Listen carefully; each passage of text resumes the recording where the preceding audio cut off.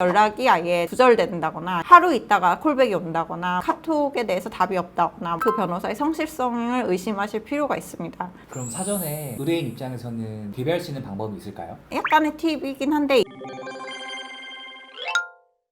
헬로, 부동산 형사 전문 이승은 변호사입니다. 오늘은 변호사를 선임하실 때 이런 변호사는 피해라라는 주제로 말씀을 드리도록 하겠습니다. 우선 제일 중요한 것은 상담을 하실 때 사무장님이 나오셔서 상담을 하시는 경우가 있거든요. 사무장 펌이라는 게 있는데 그 사무장님이 변호사님들한테 일을 갖다 주시는 그런 경우인데, 그런 것들을 피하시는 게 좋을 것 같아요. 사무장 펌이라는 거는 사실 겉으로 보기는 알긴 어려운데 실제로 변호사와 상담을 하거나 회의를 할 때 사무장님들이 들어오실 경우에는 약간 좀 의심해 볼 필요는 있을 것 같습니다. 사건에 사무장님이 너무 많이 관여된다라는 생각이 들 경우에는 사무장 펌이 아닐까 의심을 해보실 필요가 있다는 얘기죠. 의뢰인 입장에서는 사무장이 맡는다고 해서 비용이 더 깎아지는 이런 것도 아니잖아요, 그렇죠? 네, 오히려 사무장님들은 경력이 많으신 분들이 많기 때문에 고액으로 부를 가능성이 크고, 그 중에 변호사로부터 다시 현금으로 35%까지 받아가는 경우가 많아요. 근데 현금으로 35%를 받으시는 것 자체는 이게 변호사법 위반이거든요.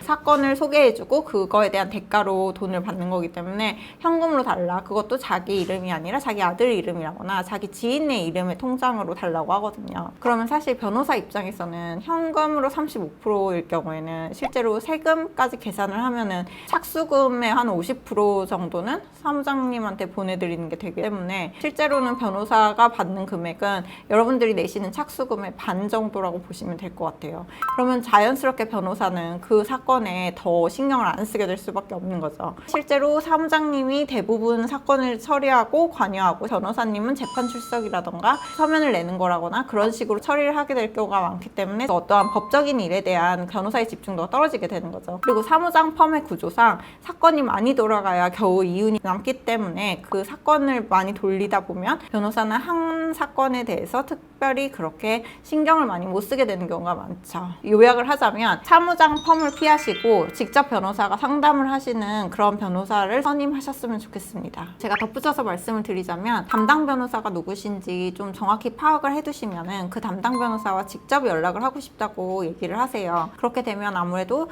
사무장님이랑 통해서 연락을 하는 것보다는 바로 다이렉트로 연락이 되기 때문에 사건에 대해서 더 신경을 써줄 가능성이 크거든요. 그렇기 때문에 사무장님을 통해서 변호사를 선임하였더라도 자신의 담당 변호사가 누구인지, 그리고 그 담당 변호사와 바로바로 연락을 할 수 있는 창구를 만드시는 것이 우선 무엇보다 중요할 것 같습니다. 수사 입회를 하거나 이렇게 경찰서에 조사를 받거나 검찰에 조사를 받으러 갈 때 내가 선임한 그 변호사가 직접 입회를 참여할 것인지 아니면 그냥 밑에 어쏘 변호사를 보낼 것인지 그것도 좀 확인을 해주시고요. 아무래도 직접 수임하신 변호사님이 가시는 게 훨씬 더 사건에 대해서 잘 알고 그분이 연차가 있기 때문에 그거에 대한 영향력을 또 행사할 수 있는 부분이 있기 때문에 직접 입회를 해달라는 부탁을 하는 것도 하나의 방법이 될 수가 있고, 또 재판을 참석할 때도 반드시 내가 상담한 그 변호사가 재판에 출석하도록 요청을 하는 것도 한 가지 방법이 될 수 있습니다.